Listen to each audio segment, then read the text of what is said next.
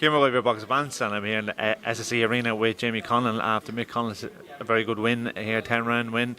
Jamie, I suppose, just what Mick needed. This is the third time we started this interview. Yeah. Yes, That's correct, I can confirm. Yeah, this is confirmed. Exactly what Mick needed. Listen, Mariaga was always going to be a test. Going to put, like we said in the build-up, going to put Michael in positions that Lee Wood also put him in. Had to learn from him. Had to respond back. He did that. He made it easy, and then he got caught obviously in the last round. You're thinking, like, how much demons? I'm sure for him was there. A wee bit of more of a slip as well on the canvas, but still got caught. He was coming at him.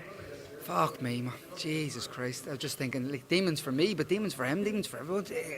And you seen how the crowd responded. It's unbelievable. I remember when Granados dropped me in the stadium and they just lifted me.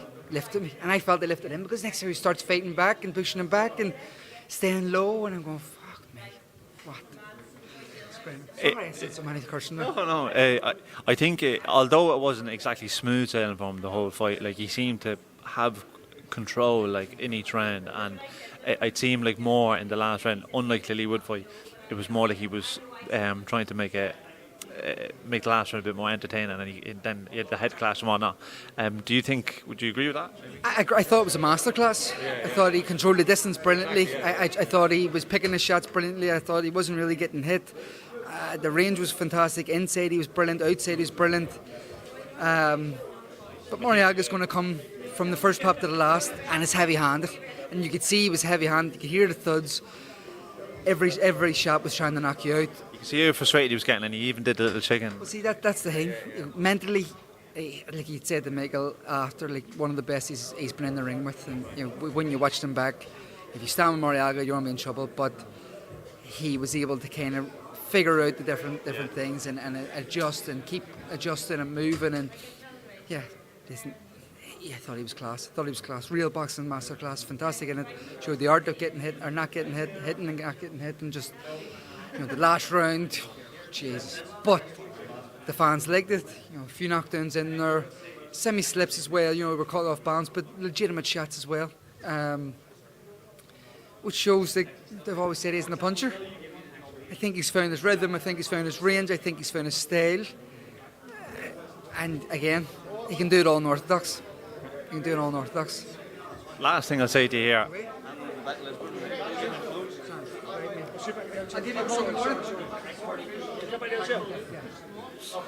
Last thing I'll say to you, because I don't want to hold you too long, but there's been a lot of talk about Mick's next step after this. People have constantly seem to be mentioning Lee Wood and that. But one thing I wanted to ask you was, and some people haven't really asked it, there's someone on the island who's a featherweight who's fought for a world title, Jazza Dickens. Is that something potentially that would happen before the end of the year? There's no real hang on Jazza Dickens. Never really thought about Jazza as an opponent. I was just thinking because he fought kick out for the world title before. Yeah, listen, there's names out there. Dogbo's there. Lee Wood is there. One or two others who's top ranked Lake. So listen, they're all there. Next step, we'll sit down over the next few days and pick it. It seems with the WBA, and not just WBA, but the division in general, it seems to be a bit of a waiting game, really. I think so. I think Wood most likely will fight Kiko. I don't think they fight Laura Mental, but he'll fight Kiko. I don't know what then happens with the fucking super duper thing or whatever. It's a shit show, and someone should really step in and really make a decision, because I believe Lee Wood is world champion. He should be regarded as world champion, and he's earned the right to be world champion. Leo is a world class fighter and multiple weight world champion, but has not defended that belt which they say he holds. So whatever they're going to do there will have a knock-on effect on everyone. There's fights there. I think top ranked, like the Isaac Dogbo fight. I know we spoke about it previously. I know we spoke about it build up to this. But we are going to try and do Lee Wood in December. I know that for a fact, and that's our next move. And then we look at other options. But yeah, tonight I think was the perfect fight that we needed. Perfect fight. Everything that kind of went wrong in none of them, he was able to rectify and show. better guy. And I'm in awe of him. Harry's done it. Harry's came back, both as a boxer and as a human being, a man, and a brother. Yeah, that took a lot in it. A lot, I think, a lot. Yeah. Mick's been held in such high regard. Sniped that and snapped that by people beneath him. And I remember Joe O'Neill said one time, and I've always got a gripe of it, that he'll get an easy, like I remember one of the end of the year saying, Michael Conlan will have an easy world title. And I thought, that's a fucking liberty. Like, you know, how can you fucking say it? You don't say it about anyone else, but why? So listen, they all like him and they respect him, and Joe's my mate, but I think they're all wee digs. I think they're all wee digs because Mick came through as the golden boy of Irish boxing, the best ever Irish amateur, and the big top rank fanfare, and blah blah blah blah blah blah, and his career all laid out, and then, you know, has to go to fight the champion in his own backyard in a hostile territory against a massive puncher. So yeah, against the odds with the other promoters, fucking, you know, stable. So yeah, tonight was a lot. Tonight was a rebuild. Fantastic. It wasn't a fucking rebuild. It was the same Mick Conlan. He just proved it tonight. He just proved it. He proved it in none of them, but he just completed the job tonight. Yeah, and you look at the shows that you and Mick have built here, especially like last year in the Vale and the year before, massive shows, and it just shows, like, for me anyway, when he lost Lee Wood, like the reaction after it, in terms of someone just getting a call and going, oh, he's conscious, let's just have a press conference without him, kind of thing. Like, I just felt like it just shows that in boxing, like, people just see it as like a number or name that sells tickets, and then as soon as you're out cold, that's it. It's a meat market. We're all slabs of meat. Well, I was a slab of meat, and how some promoters and how things, how boxing treats boxers. Boxing treats boxers is always been, you know, they're the bottom of the hill and the shit rolls downhill. Yeah. So they're the ones left with the shit. They're the ones left.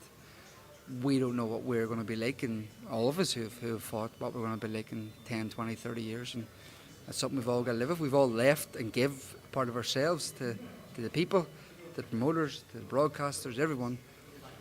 And even before Lee Wood, does Lee Wood really have to do the press conference? No, I don't think he should have. No, I didn't think he should have. After him being in the ring thinking that he almost killed Mike. Yeah. And but that's what they're like. Yeah. Shows where we were. You know, we were just the opponent coming in, and there's no respect there, man. Send all the nice messages you want and all that there, but listen, Harry went out of the ring. If people didn't see it there, they were spitting on us. I actually rang Morty. I was at home. I rang Morty because he was away. Yeah, they were spitting on us. They were throwing stuff at us. They were laughing and videoing and stuff like that. You know, none of them is a fucking shithole, man. But Rob, you know, shouldn't say stuff like that. Sorry. No, it's too late at night. Yeah, past 12. Yeah. But anyway, we had a great night. Yeah, look, I really enjoyed myself. I actually had friends bought tickets as well, and the first boxing event they've ever been to, and they just said it was brilliant. It was brilliant. Amazing, yeah. The fights were brilliant. The fighters were brilliant. They all took opportunities, and I don't think anyone's stock went down from start to. It was, as I said, it was a pivotal night for Irish boxing, because now you have three fighters who can really headline acts or headline shows, bring big nights to boxing, bring opportunities then for other kids coming through to progress and give themselves a platform on their career. And you know, the lads who took opportunities tonight, Farrell and Murphy, fair play to them, because their careers, their career trajectories just went up in winning or defeat. Fair play to them and their teams. And you know, I think Kieran Malloy is a superstar. I think Kurt Walker is a superstar. I think, you know, I'm very, very proud of the lads tonight. Paddy McCrory, fuck me, man, what a man, what a man. Like Paddy McCrory, like. Yeah. No one knows what he was like. As you said, special. He is. You know, listen, I always said I'd rather manage Paddy McCrory than look after some kind of superstars. Paddy McCrory gets it. He understands it. He knows what we're in for. He knows what we're given. But he also knows, okay, it's my opportunity to make as much money as I can, do as much as I can for my family, and get out. And he's doing it, man. He's a wrecking machine. He is scary. But yeah, very happy. We have purse bids next week for the EU title. We win that. Hopefully, we'll bring a big fight for Paddy because I think he deserves it. I think he deserves it. He was fantastic in the Ulster Hall when he fought, and they really responded because he is in every man. Like, he is the guy who is texting you at 2 o'clock on the day of a fight saying, "Here, someone's called at my house for tickets. Can you get me tickets?" Like, usually someone just says "fuck off," but Paddy McCrory tries to accommodate everyone, and fair play to him. He was brilliant. Right, well, Jamie, thanks very much for your time, and looking forward to the next one. Hopefully Galway or something like that. Maybe. You pulled my arm. But listen, Kieran, thanks for coming up. Thanks for not bringing Burnsy. But